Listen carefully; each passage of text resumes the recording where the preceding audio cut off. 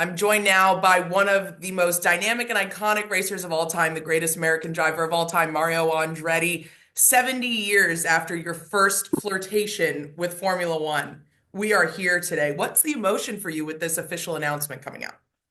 It's hard to put it into words right now, but it's all good. I mean, it's something we've been striving for, and it finally all came together, and it's happy times for us, and total commitment now to just go forward, flat out.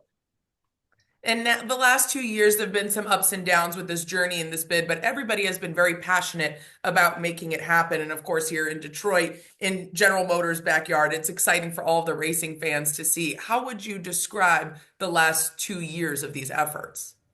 Well, the main thing there was a absolute resolve in everyone, to get this done, knowing that we have something to offer, something important, and also just a very strong objective here that made sense all around.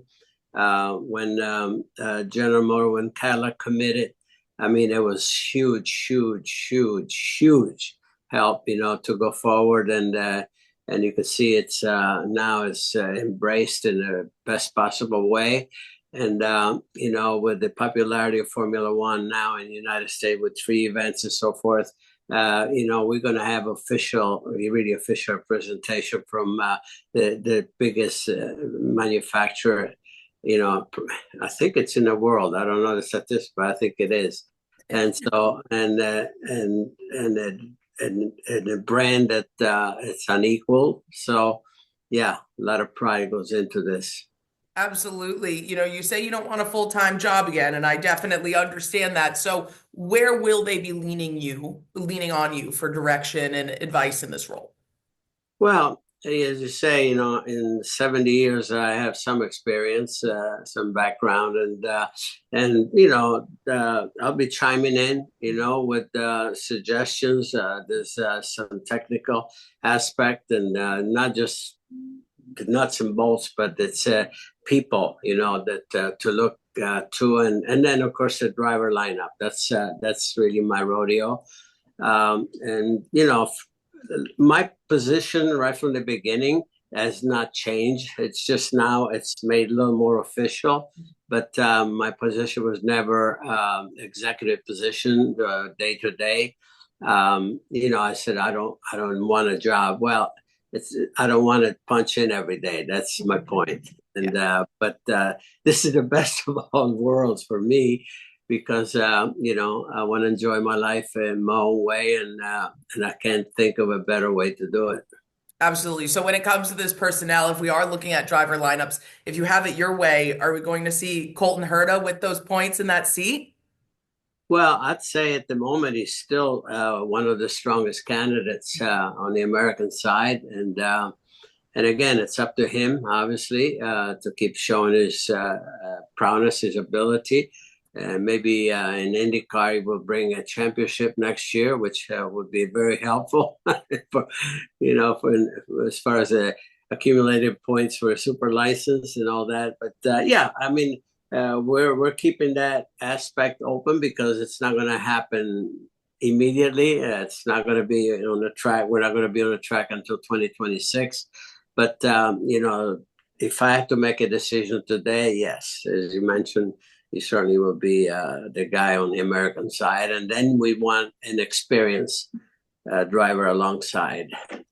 So you're looking at a more Formula One veteran there in that case. Indeed, indeed. Okay. Okay, I'm sure that will get everybody talking, so we'll see how that goes. That's the objective now. Like I said, things can change, but Mhm. that's, you have to have a direction. Absolutely. For those of us who don't know Dan Towriss, what can you tell us about him and type of the philosophies you guys are bringing to this? Well, then Towriss is all in, is obviously initially as an investor, but now he's totally in Mhm. as a team owner, and he's been around for quite a long time with the team, and he has, he and his company, they have invested tremendously in the sport. I mean, they were part of the Miami Miami Formula One team, Formula One race event. They were, and they have a sponsorship. They're title sponsor of the Indy 500. He's in there. Dan Towriss and his partner are in there with both feet, and that's a wonderful thing. Big commitment there. As you've mentioned, we've seen the sport grow immensely with stateside audiences. You've been involved with the USGP for decades, coming off the third race in Las Vegas this weekend. But a lot of this is a product of what you started so long ago. And maybe when you were racing, you didn't do it with the goal of growing the audience here and caring about what people here were doing more than what you wanted to pursue. But today, I'm curious if this feels like a mission for you. Well, in so many ways, obviously, there's an ultimate something that's behind an effort, and it's just not one thing. But looking at the big picture here, as international as Formula One is, there's a lot of pride into having your own country represented, say, with the top manufacturer, engine, the power unit manufacturer, for instance, by being part of the team, the entrant. And, again, when you're in an international arena, just like I kept saying, the Olympics, if you're on the top step, like whenever experiences that I've had, there's nothing more meaningful than hearing your country's national anthem somewhere in a different continent. And all of this plays tremendously. There's a lot of pride that goes into this. So all of this is part of it. I'm curious if you think that this American hype into the sport, this wave that we're really riding, is going to be instrumental into an American-owned team having success. Obviously, we've seen Haas, you go way back with Gene Haas, but when it comes to what it would take for an American-owned team to see newer success today, do you think this is a part of it? Yes, of course. And, all of it. Like anything, you arm yourself with the best talent you can find anywhere. And and that's it. You have to. There's a job to do here. It's a serious job, and nobody's taking anything for granted. Believe me. We've been in situations like this, but for all of it, you just got to try to put together the best talent you can all around, and that's it, and create a reason for having people like that join you. And I think again. It's been very encouraging, even without having the guarantee how many good people, experienced people have joined this team already, without any guarantees. But now there's a future. And with that future, I'm curious on the personnel side, any thoughts about a team principal or even characteristics you'd be looking for? Because we know they range on the paddock. Well, again, that's not my part at the moment. I think there's time to make that final decision. There's, we know pretty much, where we're going with that, but we can't make it official yet.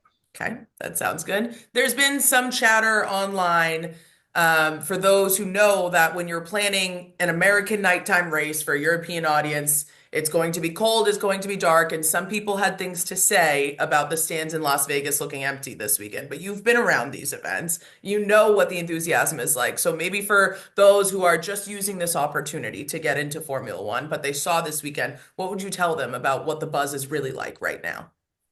Well, the buzz is a fever pitch, no question.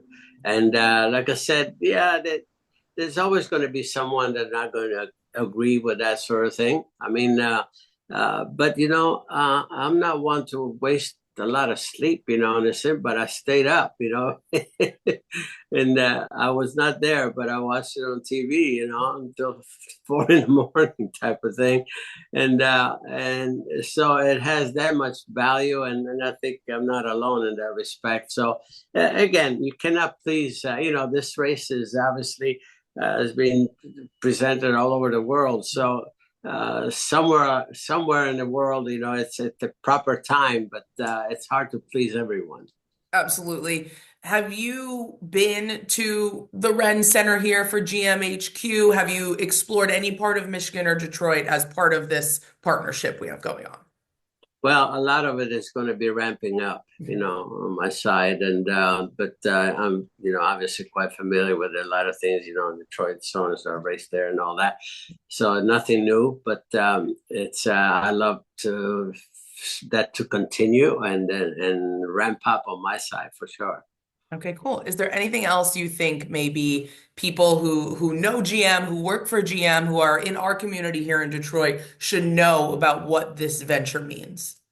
Well, I think it's amazing how it filters down to everyone. I mean, it's just walking the halls, that people that are not directly involved, they're still proud and they said, "Oh, we want to see this happen. We want to be big." Because everyone, there are thousands and thousands that all, even the dealerships, the Cadillac dealerships.